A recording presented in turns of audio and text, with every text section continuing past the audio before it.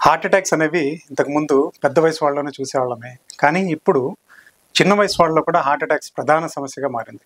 ఒక పేషెంట్‌కి heart attack వచ్చిందంటే లోపల ఆ గుండె రక్తనాళాల్లో ఏదైతే ప్రక్రియ జరుగుతుందో అది ఆల్మోస్ట్ 10, 15 ఏళ్ల నుంచి ఒక అబ్నార్మాలిటీ మొదలవుతుంది. ఒక 10 ఏళ్ల ముందు నుంచి మొదలైతేనే అది 40 ఏళ్లలోనో, 45 ఏళ్లలోనో హార్ట్ అటాక్ కింద మారుతుంది.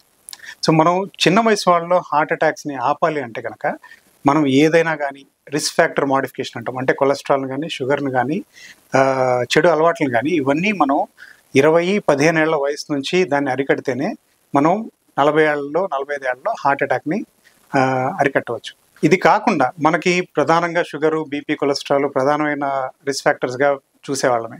ఇది మనకి తెలియకుండా వర్క్ స్ట్రెస్ ఒకటి, పొల్యూషన్ ఒకటి, ఫుడ్ అడల్టరేషన్ ఒకటి, మనం ఎక్సర్సైజ్ లేకపోవటం, స్మోకింగ్ ఇవన్నీ కూడా చిన్న వయసు వాళ్ళలో హార్ట్ అటాక్స్ రావడానికి ప్రధాన కారణాలుగా మనం చూస్తున్నాం.